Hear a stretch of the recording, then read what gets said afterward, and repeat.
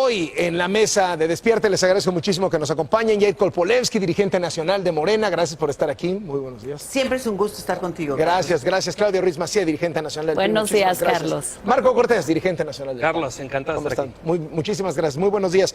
De rebote, ¿algún comentario sobre este asunto de la refinería que acaba de anunciar el presidente? Pues Carlos, que es muy lamentable que no se escuche al INCO, el Instituto Mexicano de Competitividad, que ha dicho que este proyecto no es viable, que solamente tiene un 2% de probabilidades de éxito y que a pesar de ello, de las recomendaciones de los expertos en la materia, pues se decida hacer. Es curioso, Carlos, que en un proyecto tan rentable, nadie de la iniciativa privada le haya querido entrar. ¿Sabes por qué? Porque seguro no es negocio y porque entonces va a ser, lamentablemente, porque es a costo de todos los mexicanos, un fracaso, un dinero literalmente tirado a la basura, y más cuando en el mundo la tendencia es hacia las energías limpias y renovables. Claudio Ruiz Massieu.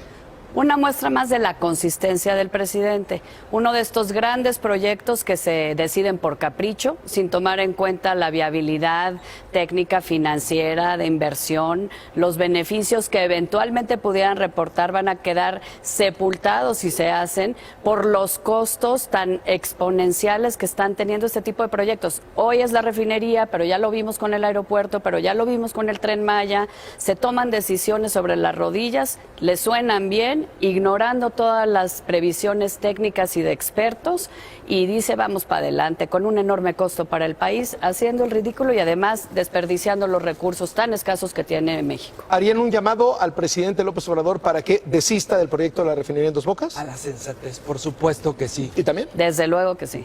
¿Qué dice Morena todo esto? Bueno, yo diría que qué bueno que el presidente no va a permitir nunca darse por vencido cuando es un proyecto tan importante para México, que lo que sucede a menudo es que estaban acostumbrados a hacer proyectos en donde la tajada fuera muy grande y donde se hicieran las cosas en una manera distinta, con una corrupción de por medio. Creo que hoy lo que cambia totalmente es que no habrá corrupción. Entonces, si no quieren participar, habrá manera de hacerlo, como dice el presidente, generando empleo y haciendo un proyecto y sacando el proyecto adelante. Es decir, el empresariado no ha entendido. Mira, yo creo que hay empresariado que trabajó en el pasado en una forma distinta y hoy le cuesta trabajo ver esta forma de trabajar.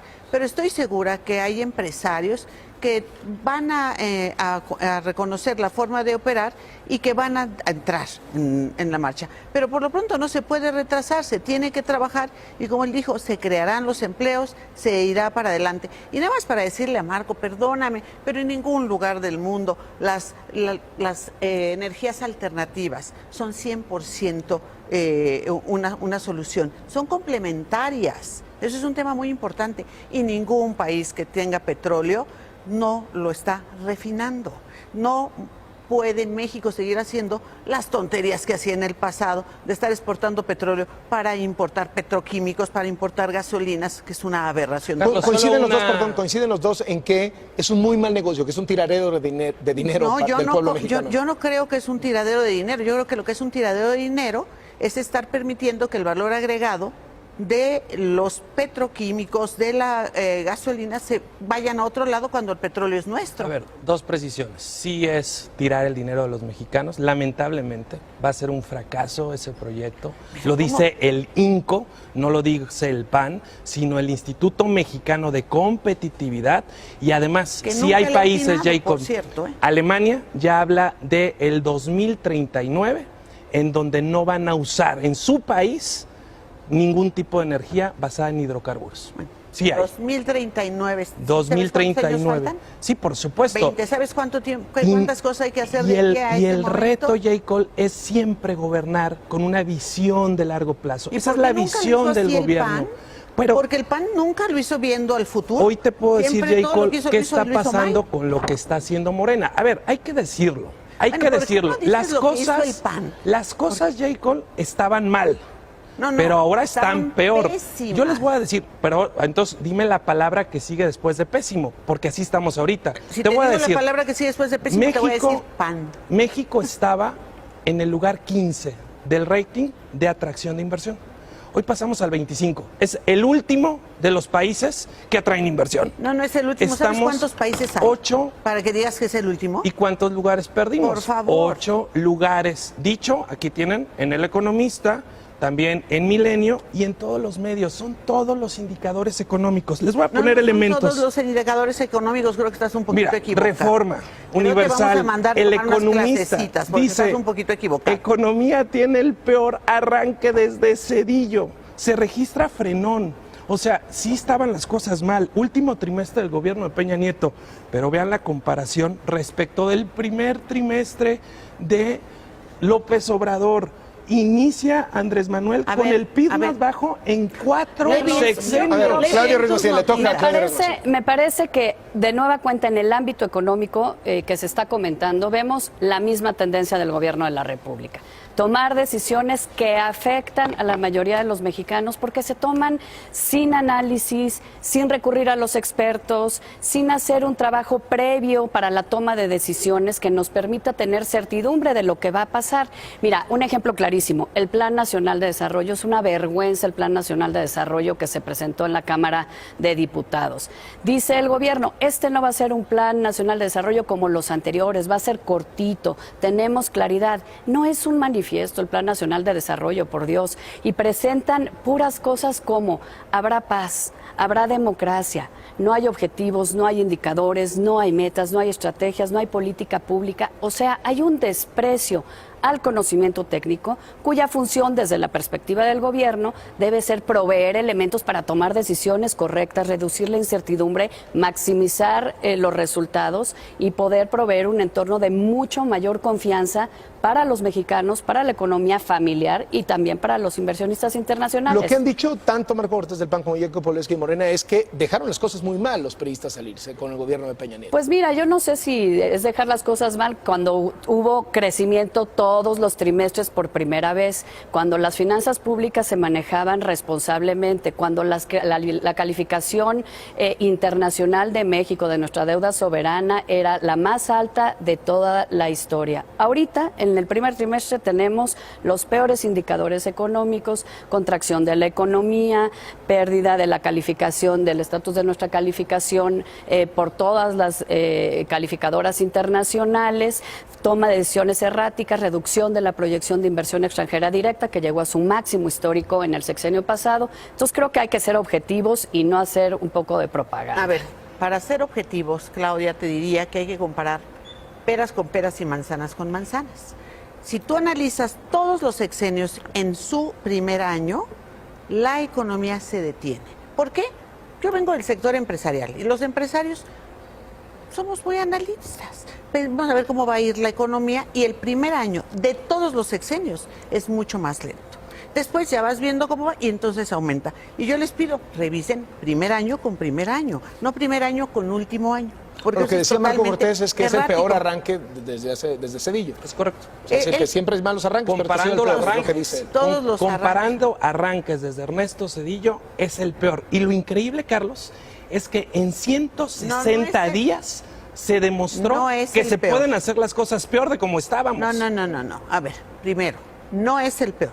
Peor que el de Zedillo no existe. Hay una enorme diferencia. Nada más piensa en la devaluación que hubo con Zedillo. O sea, no es comparable. Es del cielo a la tierra. Por eso no es decimos, comparable. a partir de Ernesto Zedillo. No puedes para decir entonces. a partir, tendrás que decir después de Ernesto Zedillo. Si es a partir, sería peor que Ernesto a partir Zedillo de y no fue peor que Ernesto 1995. Zedillo. Entonces digo, nada más cuidado con lo que dices porque pues, estás diciendo imprecisiones totales. A partir de Y 1995 luego algo que tú es tienes el que peor arranque de revisar gobierno. es también el entorno internacional. Ese es un tema que hay que revisar, porque si no sales de toda proporción. La economía de México es una economía globalizada, no es una economía cerrada. ¿Va bien o va mal la economía mexicana? La economía mexicana va bien. Si tú ves el tipo de cambio como está, es una economía que va bien. Si tuviera una incertidumbre como la que dicen los fatalistas del PAN, entonces el tipo de cambio sería otro. Bueno, pues sí, estamos exportando mucho menos y aquí la gráfica lo Sí, acredita. pero eso tiene que ver con la posición de Estados Unidos, porque la mayor parte de nuestras exportaciones van a Estados Y Unidos. entonces también caemos en la inversión y la inversión se va a Brasil, se va a Chile. Eso tiene que ver con el que tema allá se de lo está de la generando inversión, ya te lo mayor comenté, es primer confianza. año. No, que mayor confianza ni Lo que mayor nada. lo que debemos hacer es que el gobierno, porque aún está a tiempo, son solo 160 días, No me reconozca que se ha equivocado. Pero es que que no se ha no equivocado. tomen decisiones solamente por criterio político o capricho. Lo que se debería de hacer Marco, es tendrías que reconocer la que primera los que se decisión. equivocaron siempre fueron los panistas. La primera decisión equivocada de este gobierno fue, sin estudios de impacto, sin considerar los 155,000 millones que eso nos va a costar, cancelar el aeropuerto de la Ciudad de México. Esto, si se reconsiderara, si se fuera sensato en este gobierno, podríamos mandar una señal a la economía, a los inversionistas y nuevamente replantear la estrategia del gobierno. Por eso se están ahuyentando las inversiones. Por eso tenemos cifras de desempleo en México, la más alta en más de 2 años. A ver, en todos los indicadores vamos mal. Y si nos Más vamos de a 2 materia, años, que es lo que te dije. de seguridad, comparando, como bien has dicho, peras con peras, estoy comparando los primeros 4 meses de los últimos 4 gobiernos. Es el gobierno de López Obrador el que más homicidios tiene, con datos oficiales del Secretariado Ejecutivo de Seguridad Claudia Nacional. Ruiz Massieu, del PRI. A ver, es claro que las cosas no van bien. Es claro que las decisiones del gobierno están generando una afectación en la calidad de vida de los mexicanos en todo el país, en materia de seguridad, en materia económica. Gobernar, desde luego, que es complicado, es tomar decisiones difíciles para resolver problemas muy complejos. Por eso importa prepararse y tomar decisiones con análisis, con tranquilidad y no por capricho. Gobernar implica hacer lo que uno planea, por eso la importancia del Plan Nacional de Desarrollo, que no existe en esta administración, pero también responder con asertividad y con templanza a las cosas que no dependen de las decisiones del gobierno, como el entorno internacional. Lo que estamos viendo es instrumentación de caprichos, sin ninguna noción del impacto que van a tener en la vida de las familias mexicanas. Estamos viendo una tendencia muy preocupante en materia de seguridad, una proyección muy preocupante en materia económica y una propensión del gobierno a no escuchar, a no querer rectificar, a no querer oír las voces que apuntan alternativas para que nos vaya mejor, para que las cosas se hagan bien. Creo que esto nos debe preocupar. Llevan 5 meses, hijo, falta un montón. Creo que es momento de hacer un alto y también aceptar que no siempre las buenas ideas son buenas políticas públicas. Mira, es muy sorprendente la actitud de los presidentes de los partidos, porque el presidente López Obrador ha estado en todos y cada uno de los estados trabajando de la mano de los gobernadores, de los diferentes partidos, en una forma muy proactiva, en forma muy importante, pidiéndole a Morena y a los partidos de la coalición respeto y colaboración con los gobernadores. Y los gobernadores han tenido una actitud y una postura hacia el presidente también muy afable. Entonces creo que se está haciendo un trabajo en el que la cuestión, como el presidente López Obrador lo ha dicho, partidista no cuenta para él gobierna para todos. Y eso yo creo que es algo muy positivo. Sin embargo, encuentro que le quieren buscar peros a todo, pretextos a todo, y no se está siendo objetivo realmente en el trabajo que se está realizando. No se le valora nada de lo que ha logrado, porque la lucha contra el huachicol, la forma en la que se ha reducido es una forma muy importante. La forma en la que se ha luchado contra la corrupción, las cosas que se han encontrado que son terribles y que se han detenido y que venían de muchos sexenios atrás, no se valoran.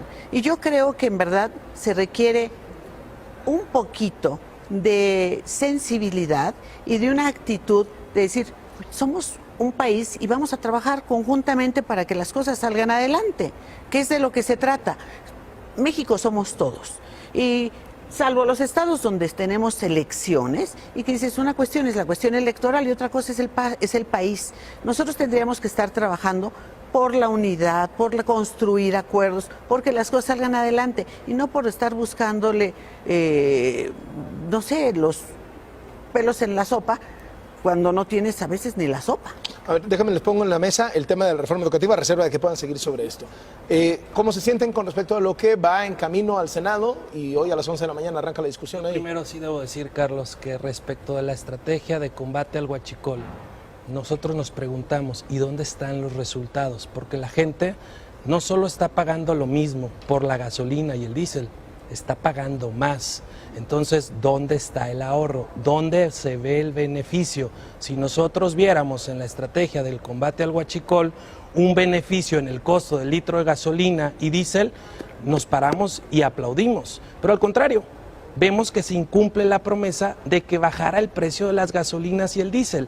Es por eso que lo debemos de señalar. Marco, y además, Jacob, nosotros somos partidos de oposición en el país. Sí, pero lo que tendrías que estar viendo es cuánto dejamos de importar de gasolinas. ¿Cuántos dólares dejan de salir de México? México requiere contrapesos, que es lo que no le gusta a Morena. No, México requiere contrapartes, pero bien fundamentados. México requiere equilibrios. México requiere otras voces, así como las voces de la sociedad que salieron en al menos 10 estados a decir, así no, López Obrador. Esas voces que exigieron a López Obrador renuncia, que nosotros no compartimos. López Obrador fue electo por 6 años y debe ser presidente por 6 años, pero hacer las cosas bien. Por eso lo estamos invitando a corregir, a no gobernar con caprichos. El capricho del aeropuerto, solo para que tengamos una idea, le está costando, somos ya 125 millones de mexicanos, poco más de 1,000 pesos a cada mexicano, niño o adulto. Ese es el tamaño del capricho y de la necedad. Respecto a la pregunta de la reforma educativa, nosotros en la bancada estamos votando en contra por 2 razones. Porque permite la asignación de plazas a cambio de algún tipo de contraprestación por parte del sindicato y porque además se quita la evaluación que garantiza que el maestro tenga calidad suficiente para dar clases a los niños. Jacob Polensky. Mira, yo creo que se están haciendo cambios muy importantes al hecho que obviamente en la Cámara de Diputados se ha aprobado. El PAN se ha puesto en la posición de que soy oposición ciega, miope, sorda y demás. Solo soy oposición. En esa posición está el PAN. Recientemente aprobamos la Guardia Nacional, hicimos un gran consenso y salió por unanimidad en todos los congresos locales del país y en ambas cámaras. Sí, y te voy a decir, no, en la Cámara de Diputados yo creo que avanzaron bastante bien, en la Cámara de Senadores, la verdad, dieron bastantes problemas, cuando era algo que en verdad lo trató de hacer Calderón, lo trató de hacer el presidente Peña, y no se había logrado. Tengo que intervenir y esto es algo aquí. Que es valioso. Me parece que queda claro que el PRI es necesario para poder conciliar posturas, porque este enfrentamiento estéril es lo que impide que México avance. A ver, respecto a Guardia Nacional, creo que es importante precisar. Fue la oposición en el Senado la que concurrió a la mesa planteando una alternativa para tener la Guardia Nacional, no del presidente, ciertamente no la que querían, sino la que México necesita, y en un ejercicio de construcción política muy serio y muy responsable, logramos tener una Guardia Nacional que salvaguarde y no violente los derechos humanos y las libertades que tenemos. Reforma educativa, Carlos. Nosotros avalamos esta reforma que salió de la Cámara de Diputados. ¿Por qué? Porque creemos que no hay ninguna política pública que esté escrita en piedra. A ver, tenemos que enfrentar retos que van modificando el contexto y tenemos que adaptar las soluciones desde el gobierno. Desde luego que no, lo vemos como una evolución de la reforma de 2013. Se mantienen los principios torales de esta reforma. Se mantiene, y es más, se reivindica con todas sus letras, la rectoría del Estado sobre la educación, incluso en el transitorio, sobre el tema de la asignación de plazas. Para darnos una idea, así en general, ¿Qué porcentaje de la reforma de Peña sigue vivo después de lo que se aprobó ahí en la Cámara de Mira, Diputados? no sé si porcentaje, pero te digo los principios rectores. Pero así, como una idea, ¿Sí? el porcentaje, para dar más fácil. Pues yo te diría que mucho más de la mitad, ciertamente mucho más comas y mucho más puntos de lo que había planteado la iniciativa que llegó del Ejecutivo. Esta no es la iniciativa del Ejecutivo, esta es una minuta que se construyó a partir de aportaciones de distintos grupos políticos en la Cámara de Diputados y con una visión plural de los legisladores. Rectoría del Estado me parece fundamental que se habla de una educación universal y una educación inclusiva que complementan los principios constitucionales que ya tenía. Se mantiene la evaluación para ciertas cosas, pero también se valoriza la experiencia de los maestros para que se tome en cuenta dentro del desarrollo de su carrera magisterial. Se salvaguarda el interés de niños, niñas y jóvenes de recibir, y esto es clave porque es parte de la reforma de 2013, una educación de calidad. Sí, de calidad. Aquí ya no les gustaba decir calidad, le pusieron una educación de excelencia, pero es lo mismo, porque es un criterio, un estándar que queremos que nuestros niños tengan y reciban por parte de la educación que imparte el Estado. Ahora, dice el PAN que están entregándole las llaves de la educación a la CENTE y al sindicato, el control de las plazas, etcétera. Absolutamente equivocado está el PAN. Coincido con lo que dice Claudia, en verdad se habla de respeto para los maestros, se habla de esa educación que sí debe ser de excelencia, que necesitamos, que debe ser gratuita, laica y que en verdad debe llegar a todos, a todos. Entonces Cosa curiosa, yo no creo que esté secuestrado. ¿por qué no estuvo la CENTE afuera de la Cámara de Diputados y afuera de la Cámara de Senadores protestando? Si se mueve como ganso y hace como ganso, pues es ganso. Evidentemente hay un acuerdo con la CENTE en donde le están entregando un botín para la distribución de plazas y para quitar la evaluación que garantice la calidad del maestro frente al aula. Marco, de verdad alucinas, de verdad estás grueso, porque tienes que aprender a valorar lo que se hace y se hace bien. Y que además son diferentes actores, porque es la Cámara de Diputados, la Cámara de Senadores, son diferentes partidos. Y yo estoy de acuerdo porque nosotros fuimos oposición muchísimo tiempo y somos oposición en muchos estados. Y yo creo que hay que saber ser oposición, pero no miope. A ver, solo dime entonces, ¿no está ahí quitada la evaluación del maestro para garantizar la calidad del maestro frente al aula? No. Claro que sí está. No, bueno, como tú lo estás yo te planteando. pediría, Carlos, que nos inviten a un programa específico para contextos, poder decir cómo si no está garantizada la calidad del maestro frente al aula. Y para poder decir también cómo se le está entregando el botín al sindicato para que puedan seguir con el reparto y asignación de plazas, porque eso merece un programa completo. Yo estoy de acuerdo que vayamos a un programa completo para presentarlo con detalles, creo que va a ser muy interesante. Y hablar de un botín, de verdad creo que el León cree que todos son de su condición. Oye, Entonces, te estás particularmente me proyectando. parece muy importante que se hayan integrado ya en la reforma ciertas asignaturas que van a ser obligatorias, como las matemáticas, muy útiles cuando hay que contar los votos que tienes y necesitas para aprobar una reforma constitucional, por cierto. A ver, inseguridad.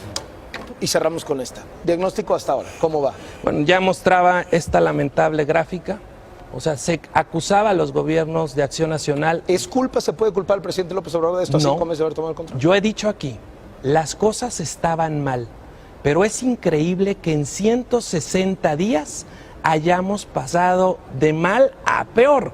Aquí está acreditado. Son los peores datos de inseguridad y de violencia a partir de que se tienen datos en México y a partir de que se lleva un registro, no solo en homicidios, en feminicidios, en secuestros, en robos de carro, con datos oficiales del Secretariado Nacional de Seguridad Pública.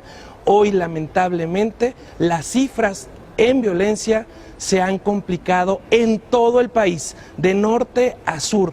Acabamos de ver hechos tan lamentables aquí en el noticiero, como es el caso de Cuernavaca, donde una persona en una entrevista a plena luz del día, pues simplemente fue asesinada. Hay una violencia desatada. Nosotros hemos hecho nuestra parte, que es coincidir en una Guardia Nacional que como estrategia pedía el gobierno federal con matices, con correcciones, que luego se le quitaron, porque nosotros decíamos no un mando militar. Y ese fue el espíritu de la reforma y se puso de todos modos un mando militar. Ya tienen la herramienta legal, ahora esperamos resultados, ya no hay pretextos. Inseguridad, Claudia Ruiz Massieu. Claramente preocupante, se está descomponiendo aún más el país en esta materia, lo estamos viendo en todos lados, en todas las regiones, y creo que esa es una de las materias donde todos tenemos que aceptar que debemos ser corresponsables y que tenemos que buscar la forma de poder apoyar políticas públicas integrales que nos permitan abatir los niveles de inseguridad que estamos viendo. En el legislativo, el PRI está haciendo su trabajo, poniendo sobre la mesa alternativas, lo hicimos en Guardia Nacional, ya lo hablamos, nos abstuvimos de apoyar la Estrategia Nacional de Seguridad Pública que presentó recientemente el secretario, porque creemos que es una estrategia que otra vez carece de indicadores, carece de objetivos y de estrategias puntuales para atender distintos fenómenos, no tiene una visión integral ni sistémica, pero es su estrategia. No la rechazamos, les damos el beneficio de la duda, no la acompañamos porque creemos que es equivocada. Ojalá nos equivoquemos porque se trata de que las cosas funcionen. Mira, el tema de la inseguridad definitivamente es el más grave. Sí, está llegando a peores casos. El caso de Morelos es uno dramático, con resultados terribles. Pero ¿Culpa de Cuauhtémoc Blanco? El caso de Chihuahua, y quiero ir al caso de Chihuahua. Déjame, antes de pasar al caso de Chihuahua, caso Morelos, ¿culpa de Cuauhtémoc Blanco? Mira, yo creo que el tema de la seguridad es multifactorial, y que los problemas complejos tienen soluciones complejas y que no pueden ser culpa de una sola persona, que creo que tienen que ver los gobiernos, pero también tienen que ver las políticas, el ambiente social, son muchísimas cosas. Pero quiero hacer referencia... ¿No pide Morena la renuncia del gobernador? Pues mira, hay gente de Morena que está pidiendo la renuncia del gobernador. ¿Como partido? Definitivamente. No, creo que lo han hecho en forma... No, pero se pregunto, ¿como partido la pide? Yo hasta este momento no la he pedido, pero sí escucho las voces de compañeros y compañeras que están pidiendo la renuncia del gobernador ante tal situación. Creo que lo que tenemos que hacer es trabajar todos juntos porque lo importante es sacar a Morelos adelante. ¿Están arrepentidos de haber postulado a Cuauhtémoc Blanco? Bueno, acuérdate que fue una encuesta, que no fue mi propuesta precisamente. Pero Chihuahua. Hablando de Chihuahua, ¿te acuerdas? Tuvo una situación crítica, muy crítica de seguridad. Cambió profundamente. Bueno, con el gobernador mejoró muchísimo en el gobierno anterior. Con el gobernador actual, fatal. Javier Corral del PAN. Con Javier Corral del PAN, que es un buen tribuno, pero un pésimo gobernador. ¿Algo que decir? Yo te Está de diría acuerdo, que va a es decir. un buen gobernador y tanto es así No se le nota. que busca hacer justicia, detener a quien tiene culpas y evitar todas las complicidades que hay por ahí alrededor. ¿Es gobernador o fiscal? No, es gobernador y de él depende el fiscal. Y así se tiene que asumir. Pero a ver, a mí me preocupan temas, Carlos, como ¿por qué ahora el presidente habla de ya cambiar el fin del Plan Mérida? El Plan Mérida es un recurso que se envía desde el 2008 a México para combatir la inseguridad, particularmente la trata, traslado de armas, traslado de drogas y migración, el cuidado de los migrantes. ¿Qué pasa cuando el presidente dice no, ya el Plan Mérida ya lo vamos a enfocar a otra cosa? Son recursos que sirven para cuidar a los mexicanos y que ni siquiera son recursos que se aprueban aquí. Esa es la política del capricho, de la desinformación que no puede seguir. Te pongo otro ejemplo, el Fortasec, que es el recurso que se les manda a los municipios para la seguridad. Para muchos municipios del país simplemente se quedaron en cero.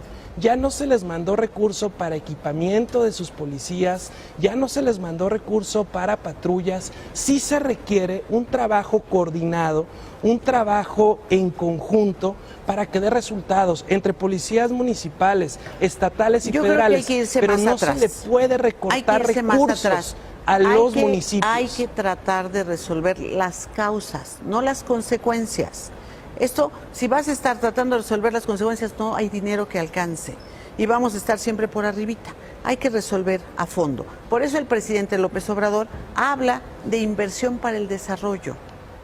Habla de generar oportunidades de empleo, oportunidades que en cada estado generen el arraigo y no estén expulsando, como hemos expulsado a los mexicanos, porque yo recuerdo a Fox hablando de las remesas y las presumía como si hubieran sido resultado de exportaciones. Él se confundía exportar con expulsar a mexicanos por no tener empleo en México. Yo creo que no se puede cobijar una prioridad descobijando otras. Justamente el reto de un gobierno sensato y responsable es tratar de equilibrar. Es importante atacar las causas, desde luego, generar empleo, generar condiciones de desarrollo, pero también es importante construir capacidades en el nivel municipal y estatal para las policías, para los ministerios públicos y fiscales, para que podamos corresponsable y coordinadamente atacar este problema y este tema. Iniciativa Mérida. Cada gobierno, desde 2008 que inició, ha venido, digamos, negociando con Estados Unidos el destino de esos recursos. En la última administración, en la pasada administración, se privilegió que esos recursos sirvieran para consolidar la transición al nuevo sistema de justicia penal. Se vale que este gobierno diga, ahora quiero cambiar, pero no unilateralmente, no otra vez como de contentillo y de puntada. Creo que eso sobre todo es lo que estamos poniendo en la mesa. No se puede gobernar por ocurrencia, por puntada, ignorando la realidad, ni ignorando pues también todo lo que se ha venido construyendo. Hay que encontrarle valor a lo que hay. Yo creo que el presidente López Obrador es alguien que ha analizado, estudiado al país por muchísimos años, ha trabajado mucho, trabaja con expertos, con gente que conoce y en verdad se está planeando el futuro de México.